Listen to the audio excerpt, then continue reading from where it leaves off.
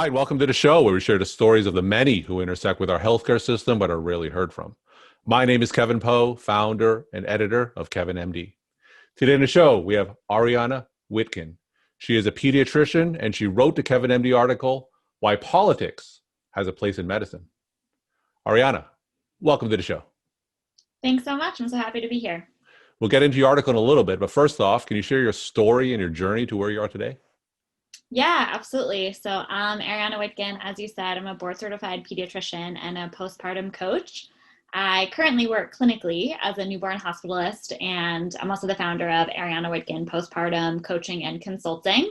I work with women through pregnancy and postpartum, equipping and empower them for the biggest transition of their life, which is having a baby. My career trajectory and path to medicine was by no means linear and still very much ongoing.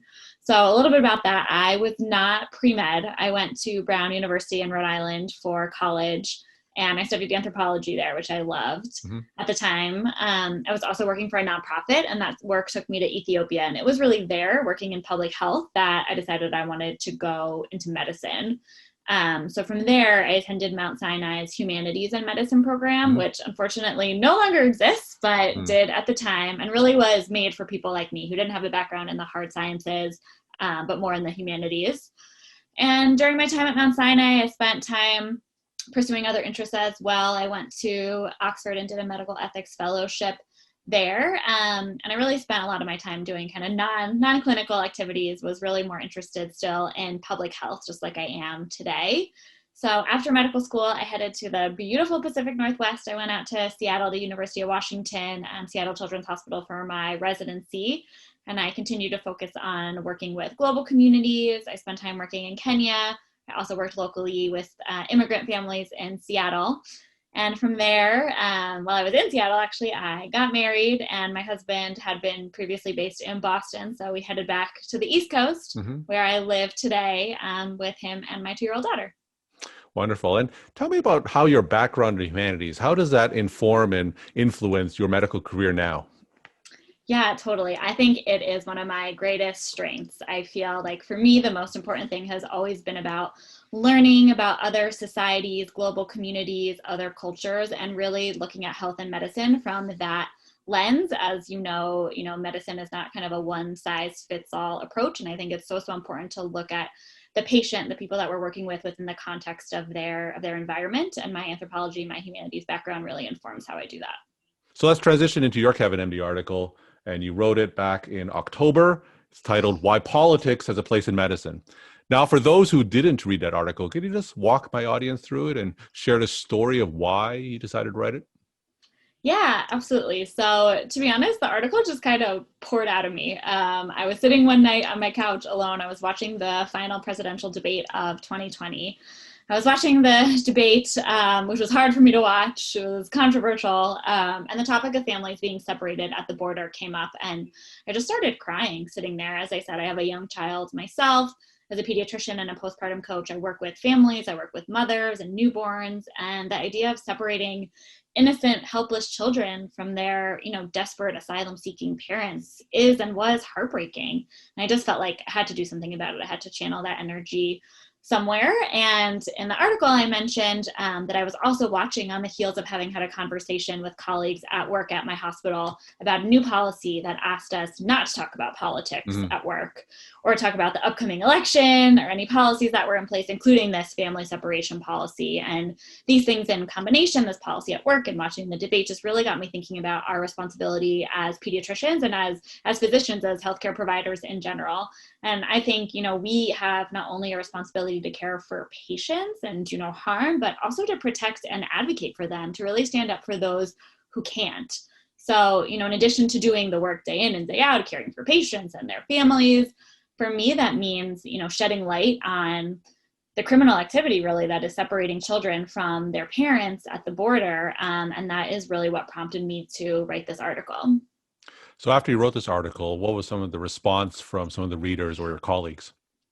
Yeah, so I would say I got kind of a mixed response. Some people, were very supportive and agreed that advocacy and politics definitely had a place in medicine, particularly when it came to the rights of vulnerable children. And there definitely were people that disagreed, and that was a conversation that I was open to, who felt like, nope, it's our job as physicians to kind of not have any politics at play, and solely just kind of treat the medical issues at hand.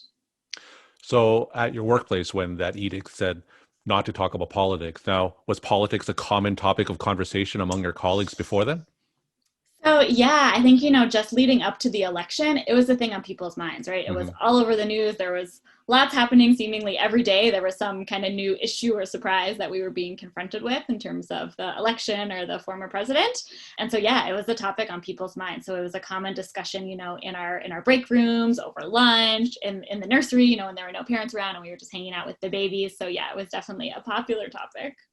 So after the institution said not to talk about politics, what was your response? How did you feel about it? And what happened next?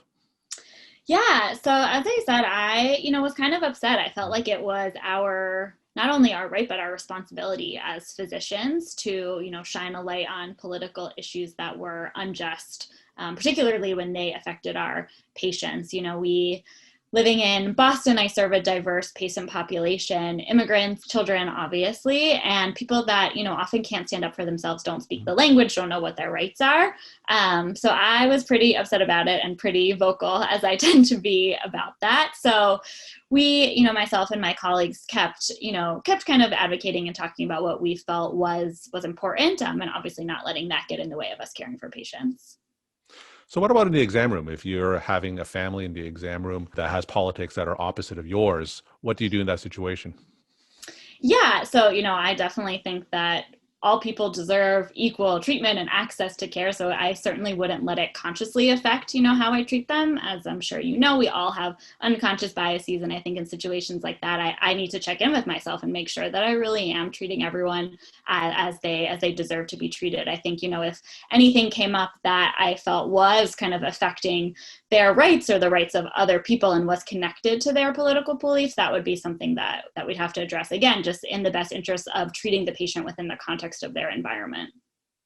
So you mentioned family separation being a particularly visceral issue, especially in the area of pediatrics. Now, what are some other political issues that affects the care of the children and families that you see? So right now, definitely COVID-19, of course, has been a big issue in the past almost year. I can't even believe it's been almost a year, but it's Hmm. been that long. In our community, I'm now fully vaccinated. Most of my physician colleagues are now fully vaccinated, but seeing about how vaccines are going to be rolling out in the community is definitely a hot topic.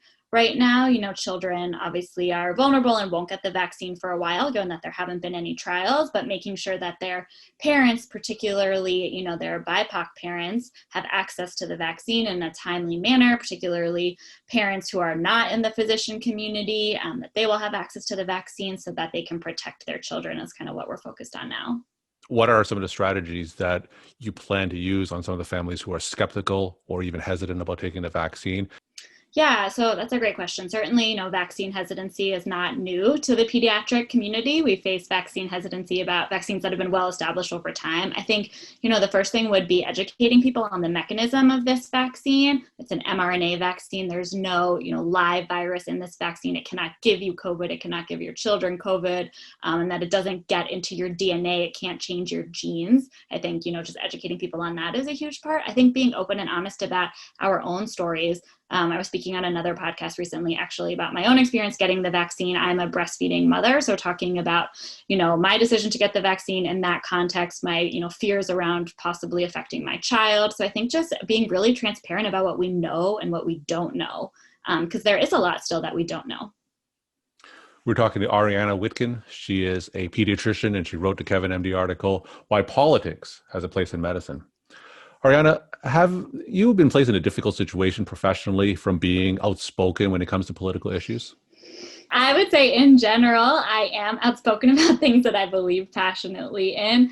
Not so much. I wouldn't say I've been in a difficult situation in terms of my political beliefs, but definitely in terms of advocating and standing up for patients. I actually remember at the beginning of the pandemic, I had a newborn patient. Again, I work as a newborn hospitalist whose mother was positive for COVID-19 and was being discharged from the hospital. And the hospital wanted to, discharge them and let them find their way home. And the mother was sick, and there wasn't anyone else to care for the baby. And the kind of discharge plan was discharge them and let them figure it out. And I didn't really feel like that was acceptable. So was vocal about that and, escalated my way up the administration and actually ended up working with the Massachusetts Department of Health to come up with a solution that was going to be sustainable for that family. And for those colleagues and other physicians who think that politics have zero place in medicine or in the exam room, what's your response to them? Yeah, obviously everyone is entitled to their own opinion. I think, again, that it is our responsibility as doctors, as people who, theoretically went into this field at the very core to help people, right? To serve others, to better the world, that we have a responsibility to advocate for those who can't. So I think, not always, but as was the case with this past administration, politics can sometimes influence the rights of human beings. And when we see that rights are being infringed upon, we have a duty to say something about that. And for those physicians who do want to become more outspoken politically in medicine, what are some tips and advice you could give them? Yeah, so I think joining professional organizations is a great way to do that. If you're a pediatrician, the American Academy of Pediatrics has a lot of advocacy initiatives, so that would be a great thing to do, as well as your local chapter like the Massachusetts Academy of Pediatrics, and just getting involved in your local community. I think the best way to getting started is to listen, right? Mm-hmm. Because you want to know what the problems are in your community, and the best people to tell you that are the people who live there. So going to town halls, going to community meetings, talking to your patients about where they spend their time, what they do, what issues do they face every day, because you might just not know, and really approaching it with that lens of listening and curiosity before making a plan of action. And my final question, what's your take-home message you want to leave with the Kevin MD audience?